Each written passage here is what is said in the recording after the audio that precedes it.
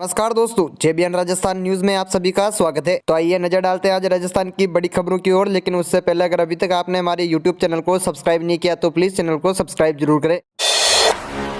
Green energy का hub बनेगा राजस्थान, बिना प्रदूषण बनेगी बिजली, दूसरे राज्य भी होंगे रोशन। सोलर प्लांट लगाने के लिए 100 कंपनियां लाइन में। पश्चिम राजस्थान के जैसलमेर, जोधपुर, बाड़मेर, बीकानेर जैसे जिलों की रेतीली बंजर जमीन सोना उगल रही है। सोलर पैनलों और पवन चक्कियों की फसलों से हजारों मेगावाट बिजली की पैदावार हो रही है। जहाँ कभी रेगिस्तान का और छोर दिखाई नहीं देता था, उन पर काले काले सोलर पैनल और सफेद सफेद पवन चक्कियां दिखती है। ये राजस्थान ही नहीं बल्कि कई दूसरे राज्यों को भी रोशन कर रहे हैं। रेत के दौरों पर ये बिजली क्रांति अभी शुरुआती दौर में है, लेकिन आने वाले कुछ सालों में इसे पूरा देश देखेगा। अगले 7 से 8 सालों में राजस्थान ग्रीन एनर्जी का हब होगा, जो कोयले, गैस और परमाणु से बनने वाली बिजली से पैदा होने वाले प्रदूषण से भी हमें बचाएगा। हमारी ग्रीन एनर्जी से सभी राज्य रोशन होंगे। करीब 100 कंपनियां राजस्थान के बाड़मेर, जोधपुर, बीकानेर, जैसलमेर और जालोर में सोलर प्लांट लगाने के लिए जमीन तलाश रही है। राजस्थान में अब तक 16,000 मेगावाट से ज्यादा प्रतिदिन सोलर एनर्जी प्रोडक्शन कैपेसिटी हासिल कर चुका है। पिछले साल अप्रैल में 11,570 मेगावाट प्रतिदिन बिजली मांगी थी। इस साल ये बढ़कर 13,700 मेगावाट रोजाना की दर पर पहुंच गई है। मतलब साफ है कि अकेले अक्षय ऊर्जा के मामले में राजस्थान मांग से ज्यादा बिजली का उत्पादन कर रहा है। देश में सौर ऊर्जा उत्पादन में राजस्थान का अभी 20% हिस्सा है, लेकिन 2030 तक इसके 50% तक पहुँचने की उम्मीद है। केंद्र सरकार के निर्देश के अनुसार 2030 तक सभी राज्यों को 43% बिजली सप्लाई ग्रीन एनर्जी से करनी होगी। राज्य पेनाल्टी से बचने के लिए ग्रीन एनर्जी की मांग करेंगे, जो कि अधिकतर राजस्थान से पूरी होगी। अक्षय ऊर्जा के क्षेत्र के विशेषज्ञ मानते हैं कि 2050 तक देश में कुल ग्रीन एनर्जी के उत्पादन में 70% से अधिक ग्रीन एनर्जी का उत्पादन अकेला राजस्थान कर रहा होगा। प्रधानमंत्री मोदी ने 2030 तक 500 गीगावाट सोलर एनर्जी का टारगेट रखा है। अमेरिका के ग्लासगो में यूनाइटेड नेशनल जलवायु परिवर्तन सम्मेलन में पीएम मोदी ने इस विजन को मान्यता दी है कि भारत ऐसा कर सकता है। इस टारगेट को हासिल करने में राजस्थान की प्रमुख हिस्सेदारी होगी। राजस्थान में साल 2024 से 25 तक 30 gigawatt solar energy capacity development करने का टारगेट है। 2030 में राजस्थान 100 गीगावाट तक सौर ऊर्जा से बिजली का उत्पादन कर रहा होगा। यहाँ साल के 365 में से 325 दिन पर्याप्त मात्रा में धूप उपलब्ध रहती है, जो सौर ऊर्जा के लिए बेहद जरूरी है। ऐसा दूसरे राज्यों में नहीं है। यहाँ गर्मियों में दिन का पारा 50 डिग्री के करीब पहुँच जाता है। जैसलमेर सहित पश्चिमी राजस्थान के हिस्से में जमीन काफी मात्रा में उपलब्ध है। सरकार के पास 1,25,000 हेक्टेयर जमीन उपलब्ध है। सरकारी जमीन इतनी ज्यादा है कि सोलर पार्क विकसित करने में सरकार को कोई अड़चन नहीं आ रही है। राजस्थान में काफी जमीन बंजर है, क्योंकि रेगिस्तानी मिट्टी खेती के लिए अच्छी नहीं होती और धूप भी फसलों को जला देती है। और अब किसान अपनी बंजर जमीन को लीज पर दे सकेंगे। कंपनियों से 25 साल की लीज कर सालाना 12 से 15,000 रुपए प्रति बीघा तक किराया ले सकते हैं। इनमें सालाना 5% वृद्धि भी मिलेगी। कंपनियां सोलर पैनल से पैदा होने वाली बिजली अन्य प्रदेशों में बेच रही है, अकेले राजस्थान में ही इसका उपयोग नहीं हो रहा।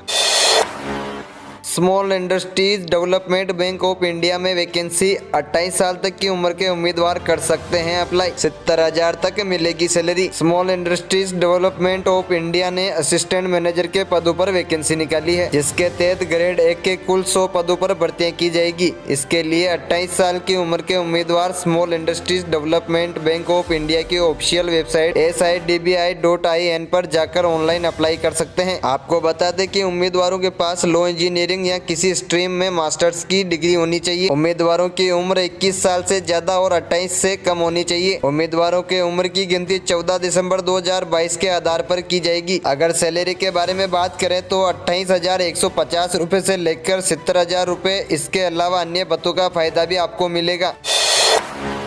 6 और 12 जनवरी को लगेगा औद्योगिक प्रोत्साहन शिविर। सरकार की ओर से चलाई जा रही योजनाओं के बारे में दी जाएगी जानकारी। टोंक के पीपलू और निवाई में जिला उद्योग एवं वाणिज्य केंद्र की ओर से शिक्षित बेरोजगारों को रोजगार दिलाकर उन्हें आत्मनिर्भर बनाने के लिए औद्योगिक प्रोत्साहन शिविर लगाया जाएगा। इस मौके पर राजस्थान सूक्ष्म लघु हस्तशिल्पियों और बुनकरों के कल्याण के लिए चलाई जा रही कई योजनाओं के बारे में बताया जाएगा। जिला उद्योगिक एवं वाणिज्य के महाप्रबंधक ने बताया कि 6 जनवरी को पंचायत समिति निवाई और 12 जनवरी को पंचायत समिति पिपलू में औद्योगिक प्रोत्साहन शिविर का आयोजन होगा। महाप्रबंधक ने बताया कि शिविर का मुख्य उद्देश्य औद्योगिक विकास को बढ़ावा देने और उद्योगों की स्थापना के लिए युवाओं को प्रेरित करने का है। उन्होंने बताया कि शिविर के माध्यम से शिक्षित युवाओं को प्रधानमंत्री रोजगार सृजन कार्यक्रम योजना, मुख्यमंत्री लघु उद्योग प्रोत्साहन योजना और डॉक्टर भीमराव अंबेडकर दलित उद्यम प्रोत्साहन योजना के ऋण आवेदन भरने की जानकारी दी जाएगी। साथ ही राजस्थान सूक्ष्म लघु हस्तशिल्पियों और बुनकरों के कल्याण के लिए चलाई जा रही योजनाओं के बारे में बताया जाएगा। उन्होंने बताया कि युवा खुद का रोजगार इकाई लगाएगा तो खुद के अलावा अन्य को भी रोजगार दे पाएगा।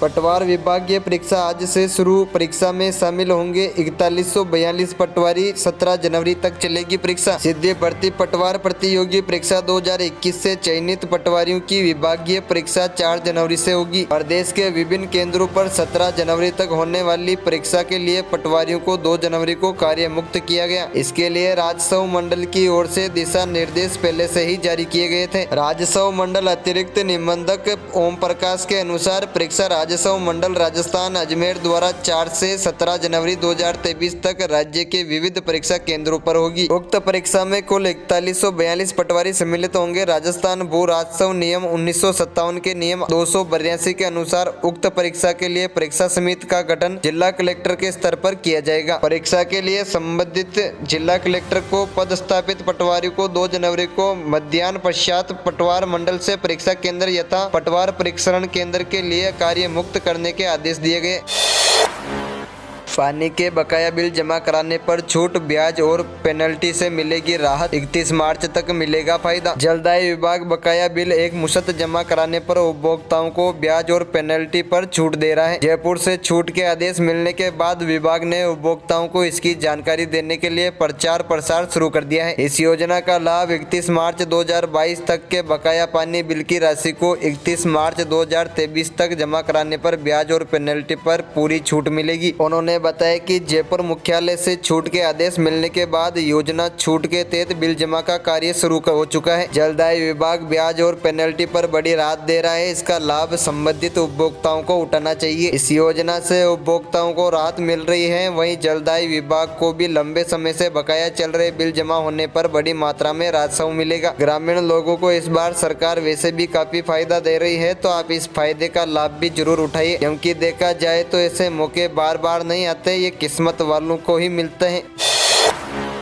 अल्पसंख्यक छात्राओं के लिए फ्री क्लासेस शुरू। प्रशासनिक सेवाओं से मिलेगा फायदा। जिला कलेक्टर ने किया शुभारंभ। झुंझुनू में अल्पसंख्यक समुदाय के युवाओं को प्रशासनिक सेवाओं की तैयारी के लिए फ्री कोचिंग की शुरुआत हो चुकी है। मंगलवार को जिला कलेक्टर लक्ष्मण सिंह कुड़ी ने इसका शुभारंभ किया। जिला कलेक्टर ने कहा कि सरकार की इस योजना से अल्पसंख्यक समुदाय में शामिल मुस्लिम, सिख, ईसाई, बौद्ध, जैन व पारसी धर्म के युवाओं को निःशुल्क कोचिंग का फायदा मिलेगा। इससे अल्पसंख्यक समुदाय के युवाओं को सरकारी नौकरियों में बेहतर प्लेटफॉर्म उपलब्ध होगा। जिला अल्पसंख्यक अधिकारी अनीस खान ने बताया कि अल्पसंख्यक समुदाय से जुड़े युवाओं को प्रशासनिक सेवाओं में जाने के लिए प्रोत्साहित करने के उद्देश्य को लेकर निःशुल्क कोचिंग शुरू की गई है। प्रशासनिक सेवाओं के लिए निःशुल्क तैयारियां करवाई जाएगी। उन्होंने कहा कि क्लास में विशेषज्ञों की ओर से युवाओं को प्रशासनिक सेवाओं में सफल होने के टिप्स दिए जाएंगे। कार्यक्रम अधिकारी नेहा जाजड़िया ने कोचिंग में उपस्थित छात्र छात्राओं को प्रशासनिक सेवाओं के बारे में जानकारी भी दी। पीएम गरीब कल्याण योजना का अब नहीं मिलेगा लाभ। केंद्र ने आगे नहीं बढ़ाई स्कीम। 12 जिले के 2,37,000 परिवार होंगे प्रभावित। कोरोना काल में केंद्र सरकार ने गरीब परिवारों को राहत देने के लिए प्रधानमंत्री गरीब कल्याण खाद्यान्न योजना शुरू की थी। इस योजना के तहत करीब 3 साल तक देश भर में गरीब परिवारों को अतिरिक्त निःशुल्क अनाज दिया गया था। जनवरी के बाद केंद्र सरकार की ओर से योजना के तहत दिया जा रहा अतिरिक्त खाद्यान्न वितरण नहीं होगा। खाद्य सुरक्षा योजना के तहत निःशुल्क अनाज मिलता रहेगा। रसद विभाग के प्रवर्तन निरीक्षण प्रमोद मीणा ने बताया कि बीते 3 सालों के दौरे अनाज का लाभ ले रहे लोगों को अब जनवरी महीने के अंतिम बार ही इसका लाभ मिलेगा। जनवरी के बाद जिले के लोगों को दोहरा लाभ नहीं मिलेगा। खाद्य सुरक्षा योजना के तहत नियमानुसार अनाज का वितरण जरूर जारी रहेगा। कोरोना काल में जिले में 2,37,000 परिवार लाभान्वित हो रहे थे। इस योजना का कई बार विस्तार किया गया था। योजना दिसंबर तक की है, लेकिन जिले के 1 महीने की देरी होने के कारण दिसंबर के गेहूं का वितरण जनवरी महीने में होगा। तो दोस्तों ये थी आज राजस्थान की बड़ी खबरें। अगर आप ऐसी खबरें रोज देखना चाहते हैं तो आप हमारे यूट्यूब चैनल को सब्सक्राइब जरूर करें। साथ ही हमें कमेंट बॉक्स में जरूर बताएं कि आप कौन से जिले से हमारे वीडियो को देख रहे हैं, ताकि हमें पता चल सके कि हमारा वीडियो कौन से जिले में ज्यादा देखा जा रहा है। मैं हेमराज जाट बहुत ही जल्दी मिलूंगा आपको अगली वीडियो लेकर। तब तक के लिए जय जय राजस्थान।